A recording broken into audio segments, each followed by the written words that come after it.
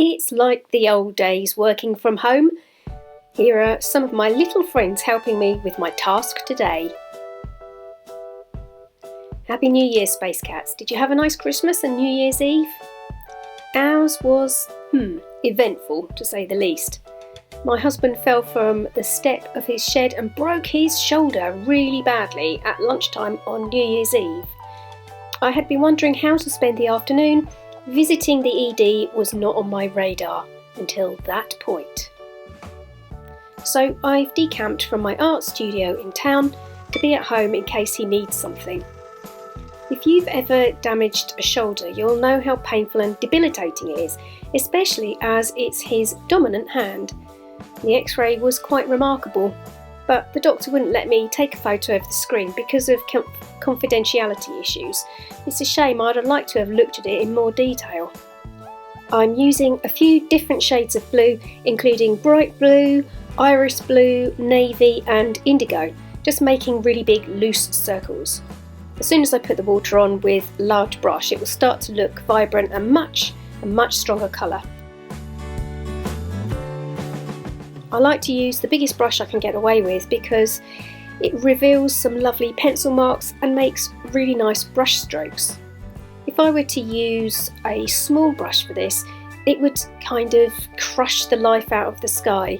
The stroke energy would be very stilted. So I suggest you do give larger brushes a try and don't overwork it.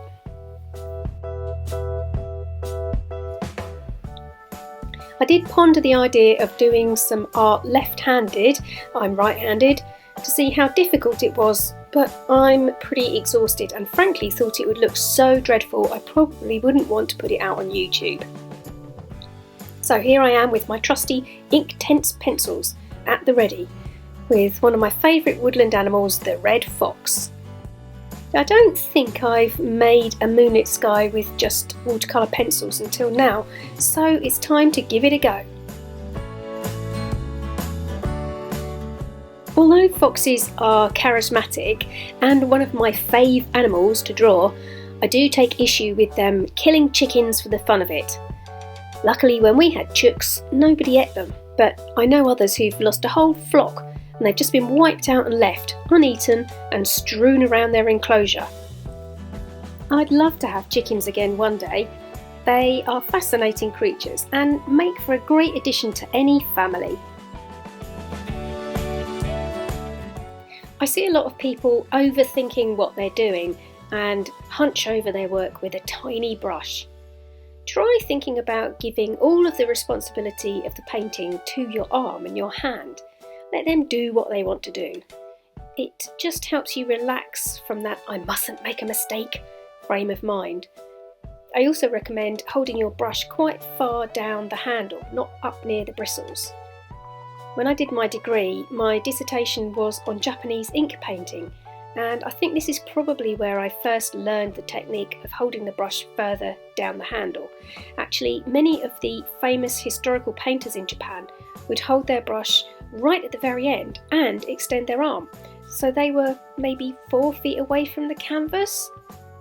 The idea being behind this is drawing up the energy from the subject and the earth and letting it transfer through you to the surface that you're working on. This was most often used for landscapes or seascapes like The Great Wave by Hokusai, but also for portraits and other subjects.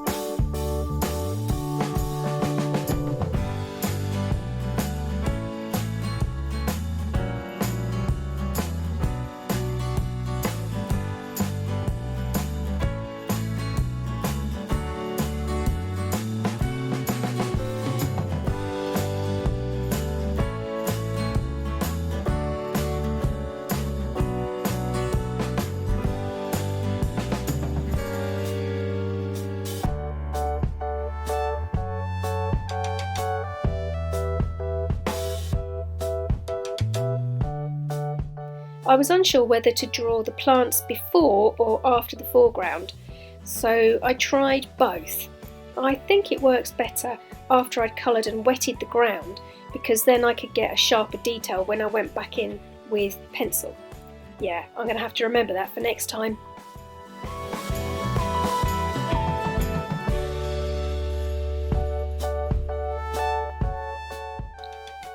It's worth just talking about my colour palette here. I decided to make the ground quite muted and the plants all in one colour, that of deep blue, so that the fox would stand out. The blue of the sky and the orange of the fox are opposite sides of the colour wheel. The fox is the subject with his eyes gazing up towards the moon, and the moon is there telling us the story of his setting.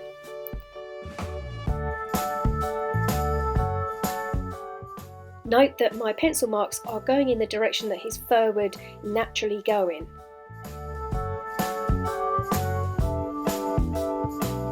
A little brown nose with a bit of white left in the centre, and then some shadow around his eyes. I wonder what he's thinking. If you were to put words to his expression, what would they be?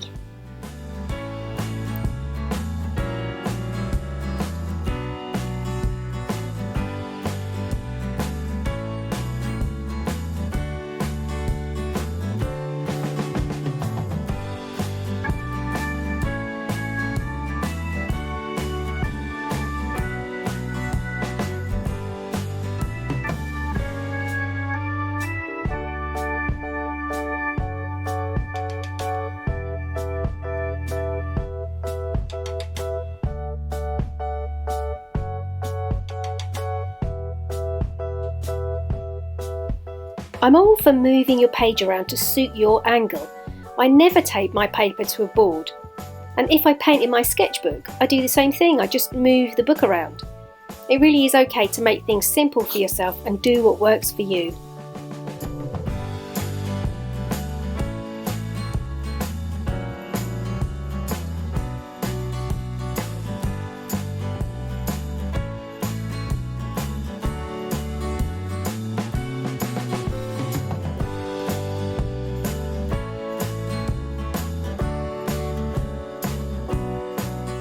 If you found value in this video, then please like, subscribe and ding the notification bell, as it helps me reach other like-minded souls.